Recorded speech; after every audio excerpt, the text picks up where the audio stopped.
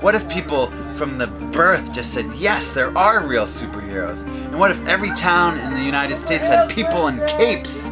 Everyone loves a superhero. It's so broad. The hippies love it, and the businessmen love it. We were just kind of sitting around discussing what kind of ramifications costumed superheroes trying to help people out would really have on the community around us, and we decided we should just figure out how far we can take it, what people would accept. People think it's quirky, but I'm starting a revolution where in 10 years, real-life superhero is going to be a household term. It's happening around the world.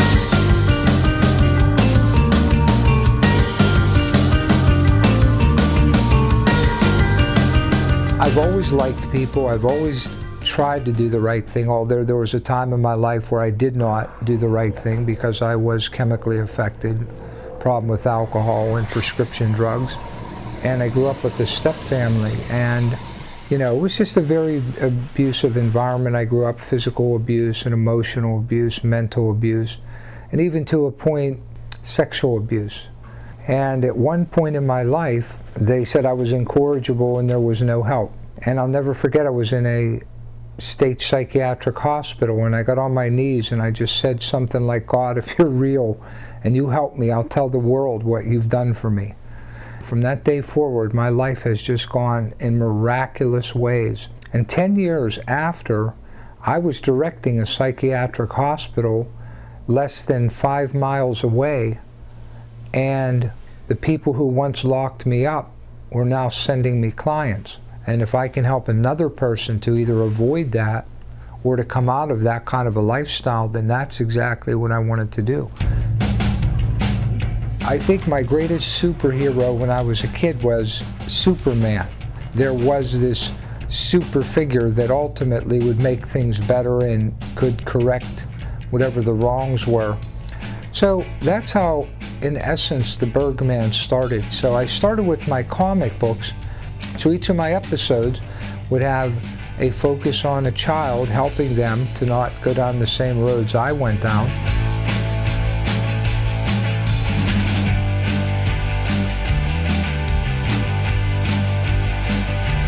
People around the city were just extremely excited to see Bergman. I never saw any reaction like it, so I really knew I was on to something. I didn't know what I was on to, but I knew it was exciting and fun.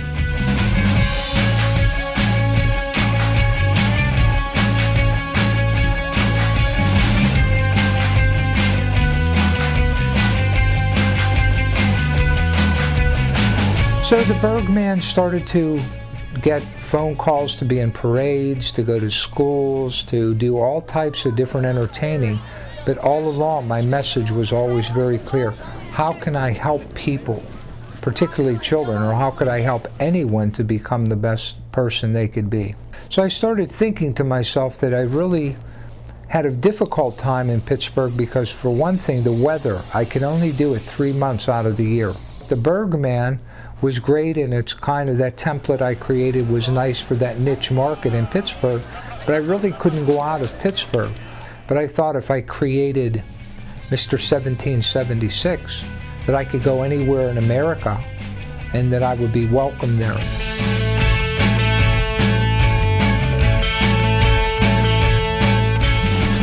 So I had been in touch with my relatives here in Florida. I thought to myself, if I come to Florida, I can do my vision here, and my message really is one of freedom.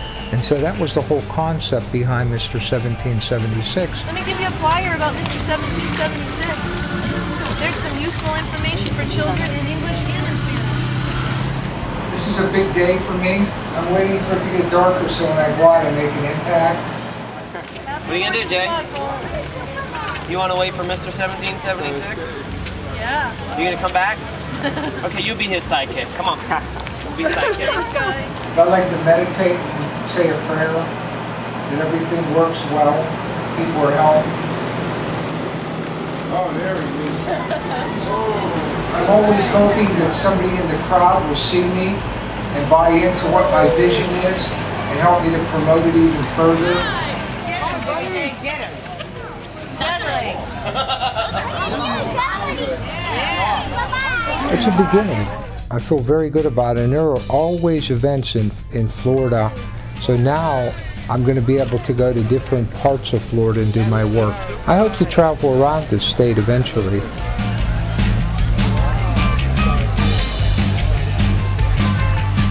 My superheroes have evolved in a sense, or I'm not sure what the next mission is. That's the beauty of what I do.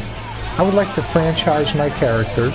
I just would really like to know, could you do this vision in New York, or could you do this vision in New Orleans, or could you do this vision in LA, or could you actually help people to be their best friend? Superheroes need to be people who lift others up and help everybody up along the way.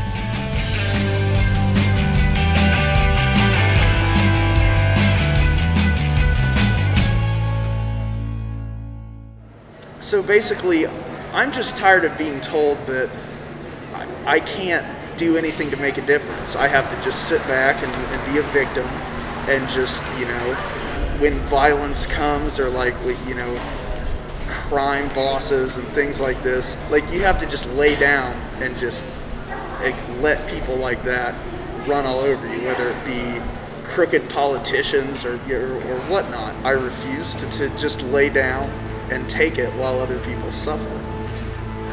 Usually we'll start off around 11 or 11:30 and stay out until around 4 o'clock. The busiest hour for us is from 3 a.m. to 4. Once all the bars let out, the probability of something bad happening is way through the roof in those hours. So I just basically got tired of it, and, you know, having to go downtown and, you know, deal with police being everywhere, and a lot of them not even really doing anything. But we've had people shot right here in this parking lot. You know, a lot of people they'll get into fights in some of these bars, and then when they're leaving to come grab their car or whatever, some kind of altercation comes about, and it's just rough, man. I don't know what's wrong with people nowadays.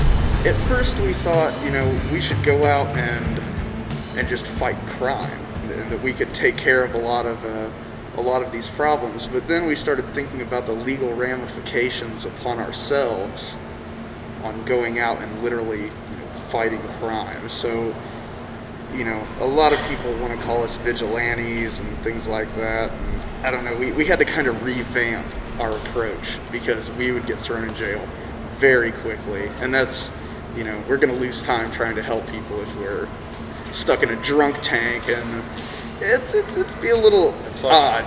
No one wants to be in a drunk tank dressed like this anyway. Yeah. You know, our main thing, rather than like looking for criminals, we look for people to help. Yeah. But if like that person's being mugged or something, then that's where the crime fighting would come in. Yeah. Basically, we're looking for people trapped in burning buildings, under overturned cars, things like that.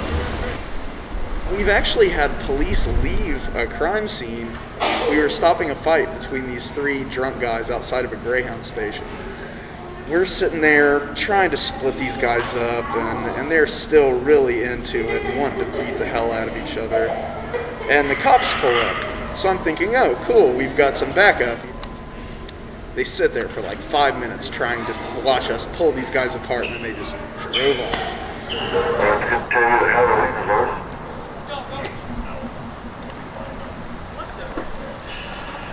Was that a cop telling us Halloween was over? And are you a geisha girl or what?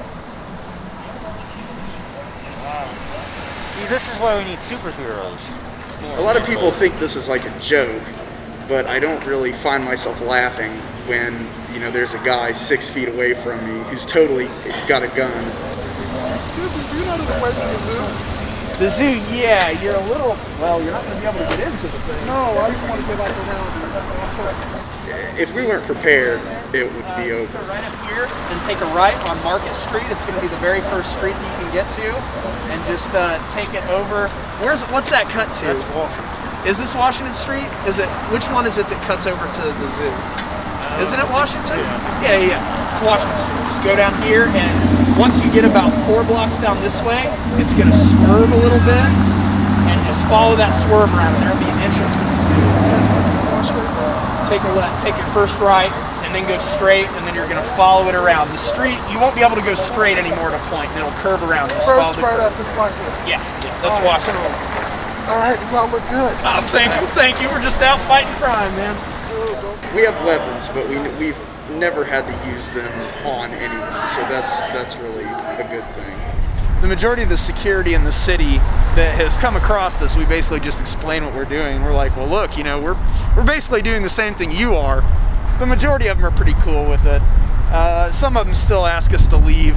I guess masked people running around their parking garage kind of looks bad. We've realized that if we're going to be doing this, the bums are the eyes of the city. They're the ears of the city, man. They don't need a light or anything. You can get pretty good information out of the homeless if you're bartering with them. If you don't have anything for them, they're pretty much not going to care whatsoever. Hot chocolate? Oh man, I don't have any money or anything. Ha! What's this? Oh, it's like a heating pack. Yeah, they stay hot for like 16 hours. All right, man. Thanks, man. No problem, dude.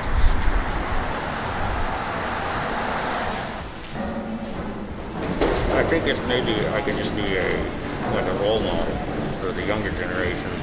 I mean, because we all need a hero, I think. And I think they can look at someone who's actually doing good and emulate them. Maybe they'll grow up to be a little bit better. I'll just be honest, I'm in customer service. So yeah, I pretty much in my day job, I help people. In my night job that I'm not getting paid for, you know, I try to help people. I think this one's a little more fulfilling to me.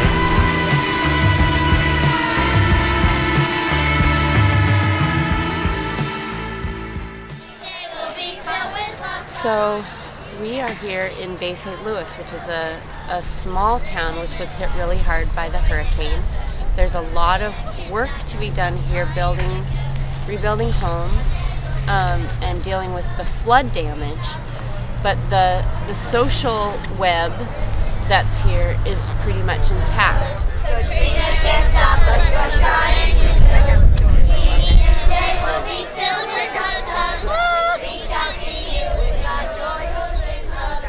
We heard that there's this big group of people called the Superheroes coming about a week or 2 weeks ago.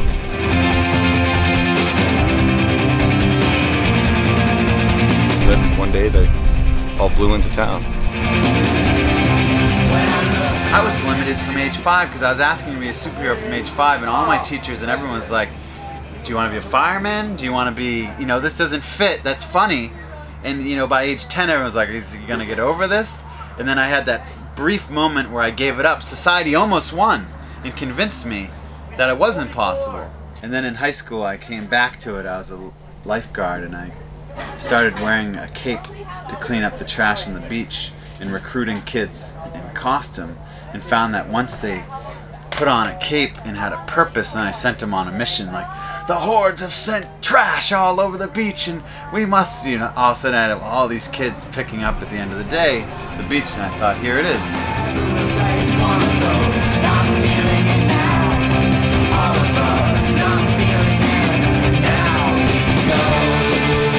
Little known fact, all the superheroes where they get their muscles, it's this. It's not flying around the world, shoveling.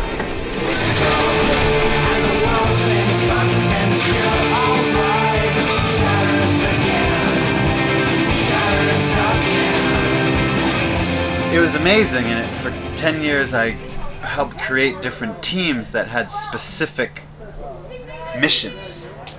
But there was something missing from what I captured when I read the comic. And what I finally realized, it was that freedom of a superhero, just being in the moment where Aquaman's just swimming along and then all of a sudden, there's a tanker down on the bottom of the ocean, dolphin to my side, and then you investigate. And so there was this element of mystery missing. So in mid-90s, I asked some friends in the summer, let's dress up and just go out and look for people to help in towns as real-life superheroes, which was all my dream. In 2000, I ended up with 7 friends and a dog, downtown Seattle with no plan, not knowing what was going to happen, in our capes, ready to ride out. we were just about to leave and a BMW went by with a flat tire and we're chasing this guy up the street. We're like, someone to help! And running up the street. And he's trying to get away from us and has the cell phone out. We surround the car. I think we're going to rob him. He has the phone up to his ear to call someone. We're like, no, we want to change your tire. And they finally get out of the car and we open the trunk and we're jacking up the tire and they're all watching. The capes are flying and in 10 minutes his tire's on and he's like hugging us, this complete stranger, and we're dressed like this. And he said it's my birthday. We were going to a lunch. It was lunchtime. The family just were clapping and just like, you're a superhero, because we just came to a stranger in costume and did what they did. And that's from the very first day I knew we were on to something. Right here we had about 7 feet of water, and it pretty well ruined everything except the pictures on the wall. Of course, I'm missing part of the roof, and everything else has got to be tossed out. But of course, I mean, if it weren't for people like them and all the other people that helped us, we'd be in direr straits. It's a big help. And when I'm alone in costume, people think I'm crazy. When there's 20 of us, people have to say, okay, something happens here. And then it creates a new myth in the culture. And from that original 7, there have now been 350 people in costume partaking in this in 5 years. We have a lot of different superhero rituals, and it, I think, is really brings the group together and makes it possible for us to function as a group. Each of you today will have a chance to be summoned into your superhero powers. And here's a group saying, like, who can you be? Who might you be? What powers do you have that maybe you haven't tried before? These are whole new instruments sometimes, being able to serve other people, being able to show up and connect with strangers.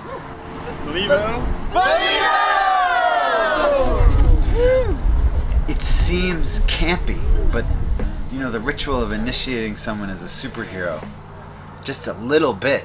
We also are starved of initiation. You're 16 so you can drive. You're 21 so you can get drunk. I mean, those are the big dates you look for, which are pretty meaningless compared to you're initiated into a real adult in our culture serving, or as a hunter. Say your name again. Spice Mama. Spice Mama! I think that one of the reasons we're able to function as a group and hold this space to continue and to work through our sort of struggles, our interpersonal struggles that always come up, I mean, that's just the nature of being with a group, is that there's so much support, and a lot of that support comes from the rituals. Destiny said a dance party for you and me. Flap your wings and you'll go free. Sailing across the Mississippi. So anyways, a year into it, someone wrote to us and said, hey, can you send me a superhero startup kit for my town? And we didn't have one. So we wanted to keep the whole epic theme, so we said, well, we gotta do it as a comic book. So this is it. Then inside is basically how to start your be a superhero.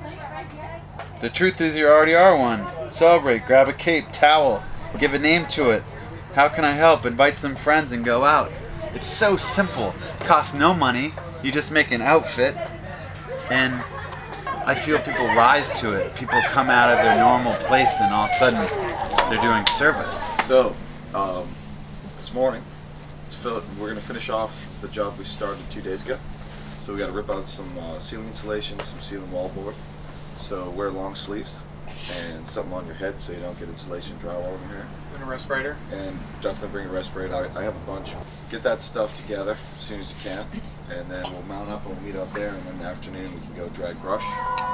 This is new because we're coming to a disaster zone. We've never done something like this, so there's an edge to how does it work when we're stationary. There's the edge of people who come in and don't really know how to embrace the superhero and how to be patient. I'm going to take the first wave of bikers in 5 minutes. Someone who knows the directions want to take the second wave? Yeah, I'll take the People second need wave. more time. I'll take the second wave.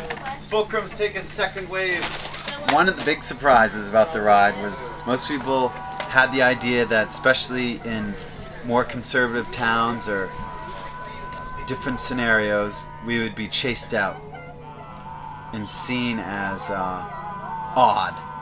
And the most amazing thing is the costume gives it more legitimacy.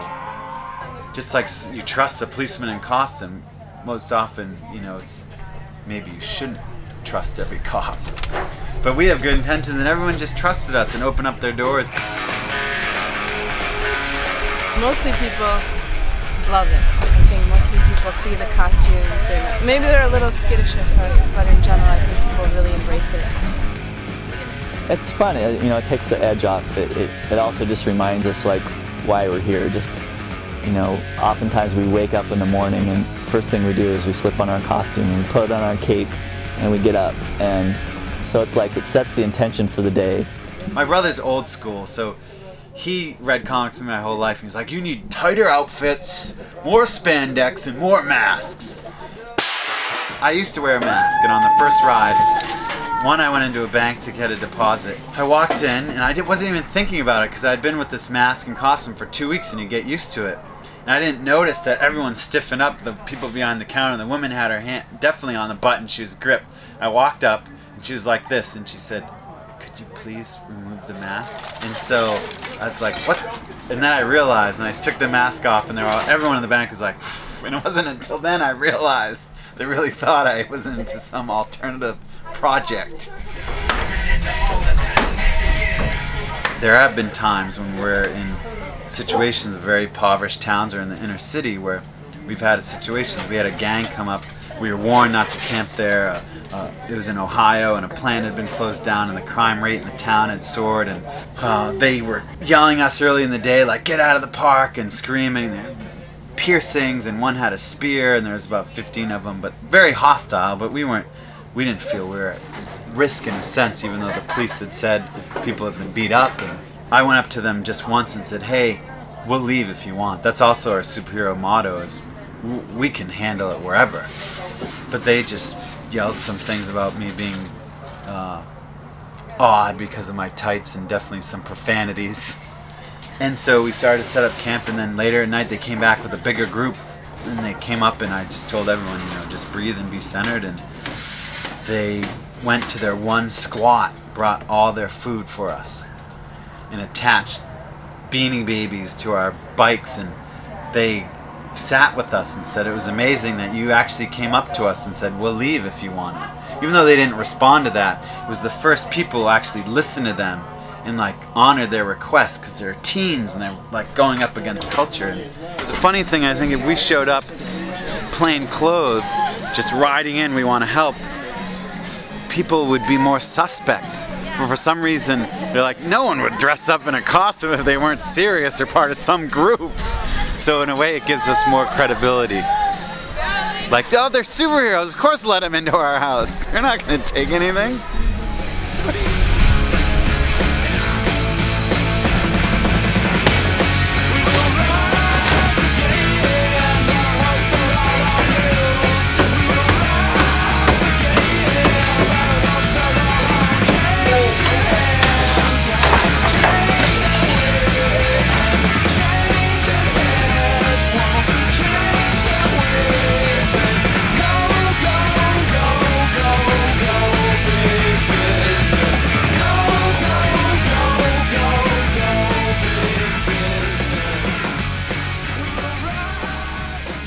We are 60 miles from the city of New Orleans, and some of the people in the group felt like they needed to move on to the city of New Orleans, where my understanding is that there's been a lot of police brutality, whole sections of town that are inhabited by African Americans and other non-white ethnicities, where people have not been allowed back into their homes, and their homes have actually been taken from them.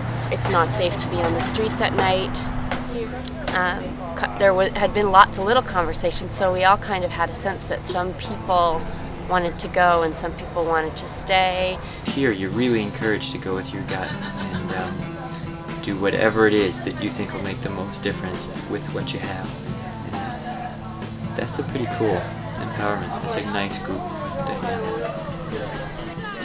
So what's going to happen today is that right after breakfast we're going to start going off in those different directions, and we'll start packing the bus, we'll divvy up the food, we'll divvy up the bikes, get on that biodiesel bus and go to New Orleans. Other people will stay here at camp and leave in a few days to go by bike to New Orleans, and other people just hold down the fort here. So today's going to be a day of pretty crazy logistics because we have all this shared stuff that we're going to kind of divvy up, and I think it'll go just fine. We've done it before, and the biggest part, I think, of it all, beyond the logistics, is that we're going to say a big, giant goodbye today. Probably at lunchtime and right after lunch. And it's going to be a time when this group of 30 people who've been together for only 4 days, maybe, or 5 days, pretty amazing what's happened in just a very short amount of time.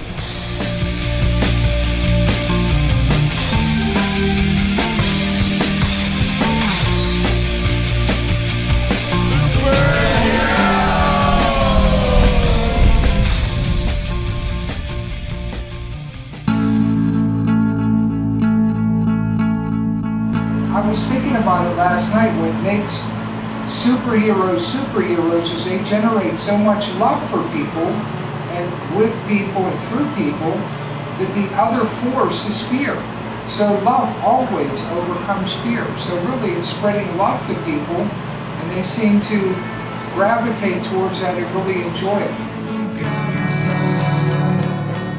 I think it's so ingrained in the American psyche that, like, I mean, everyone at some point has wanted to be a superhero. You know, you don't have to dress up like us or even do anything like what we're doing. Just try to help people out, because you don't want the thing that triggers you into starting to think this way. You don't want it to be some really negative thing. So perhaps if we all start trying to make a positive difference before something bad happens, you know, maybe that bad stuff won't really come later on.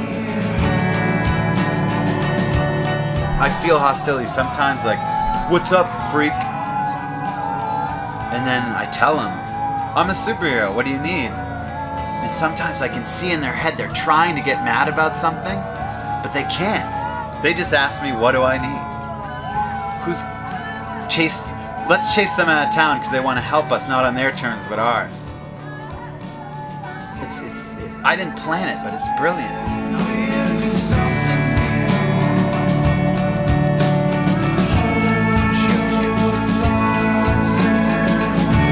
Justice will prevail. It's just a matter of when.